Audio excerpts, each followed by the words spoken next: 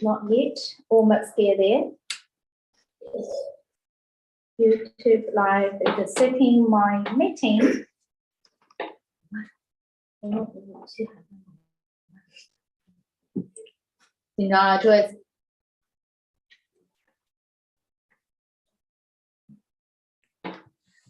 to Interesting Informative. This show focuses on role models and aims to encourage students to dream. Today we have a very special guest, and her name is Icy Shen. She's an engineer of the Royal New Zealand Air Force. What does she do day to day? What is working in the Army like? Stay to find out. Hi, Icy. Hi. So my name is Jimmy. It's nice to meet you. Nice to meet you. Please don't throw me out. My name is Del. Hi, Del. My name is Jenny. Nice to meet you. My name is Karina. There we go. The same color. My name is Joy. Joy. My name is Darren. Darren. So, you don't mind.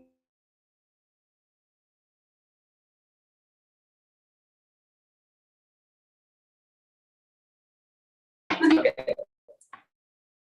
So the first question is, yeah.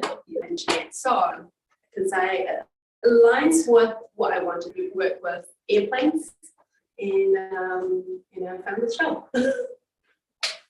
Were there any physical requirements? Yes, so you have to pass some of the tests to enter, and generally fit. You can't be like sick all the time. Was your family supportive of your career choice? Very. So my parents I'm very grateful that I have very supportive parents. They have never dictate my choices or what I study and what I do. Yeah. That's nice having parents that don't really depend on No, they just let me make what they do care about me. They do care about me, but they don't intervene with my choice. Yeah. So was there like a strict training regimen or anything, or just get straight into it? I have to say, when I first started, I won't be able to pass the physical test, but you go through like a military training where you train to pass the test. Yeah, so do you actually have to fight in front lines because you pass all these tests? No, I always say if we get to send to like front line or you call front line, that means we are in war. The whole world is in war. That means shit's going down. What advice would you give to other women who are interested in pursuing the same career?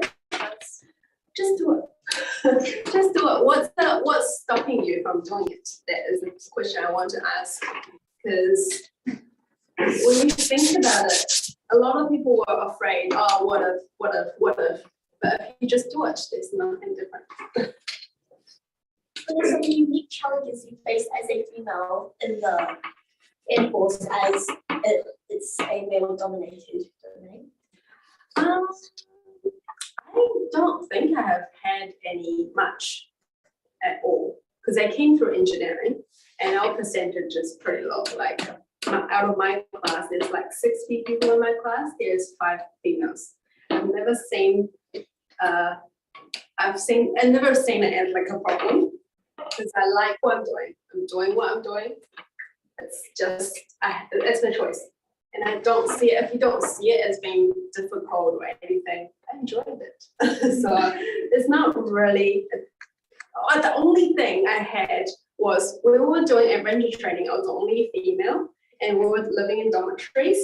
So I have to have a separate room. I was like, I need a separate room. I'm not staying in like bunk beds with all the males, please. Is there a project or a accomplishment that you would like to talk about? Projects. Can't think of anything right now. Just thinking, because we do have a lot of long-term projects, but we don't see it all the way to because it takes time. A lot of them takes a lot longer than we expected. So I'm thinking project-wise, because I'm more like logistics or engineering. So we do a lot of like planning. For example, the latest P8, like we're changing from P3 to P8. So I saw P3 into retirement. Is that a good thing? Let's put them in bed. So how has the engineering field evolved during your time in the Air Force, and how have you adapted to these changes?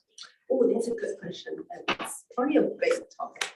I'll shorten it down a little bit. So lately we had this big change of using some new system called DARS, so the Defense Aviation Rules. So we never had that before, or not that before, like different set of rules that we use.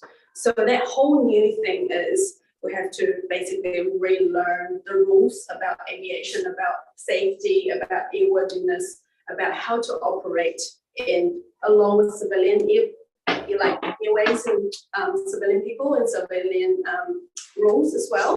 So that's the biggest thing. Not just me. I think because I'm an engineering manager, it's managing everyone's expectations. So that's the biggest thing.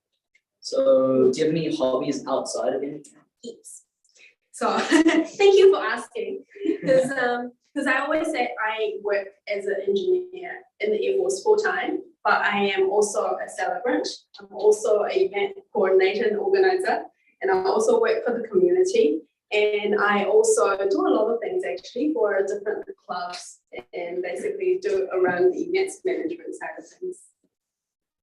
If you didn't get into the Air Force, say for example, I know you're amazing, but did you have any backup career plans like any other?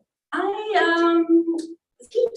guess because I haven't thought about it at the time when I was applying, I did try a lot of different jobs. So I've been a translator, I've been a tour guide, I obviously did events for different organizations. I've worked in election before. I've been, what do you call it? I've worked in the radio before. And so I worked in a lot of jobs during uni, and I've danced as well for money. So there's opportunities, there's heaps of opportunities. And I definitely like being an engineer because, again, I like to work with latest technology. And I've thought about being, what was that latest one? When I was doing an internship, there was a really cool job that you go into game companies and you test out the games for them. Like a software engineer type of jobs. Would you consider doing those jobs again? At that time, yeah. I wouldn't say as a job, probably as a hobby. So you did enjoy them? I did enjoy all kinds of things. I like the variety of things I do. You're very multi-talented. To elaborate on you doing game testing, do you actually enjoy playing video games? I don't get addicted to video games. I like playing with people, I like board games. I only play board games with friends. I feel like those kind of games is a way of socializing with people, but I'm not enjoying sitting in the computer for like extended period of time and on a computer. I think that's not me. That's why I like about working in the Air Force, working in the real world, is engagement with people like them. That's good because you're healthy. I'm not gonna lie, I'm basically glued to my chair, so. Well, I think that's all the questions we have for you today. Yeah, thank you. After learning about Iceland and her activities in the Air Force as an engineer, what will you take away? We hope you enjoyed today's broadcast and come back next time for more.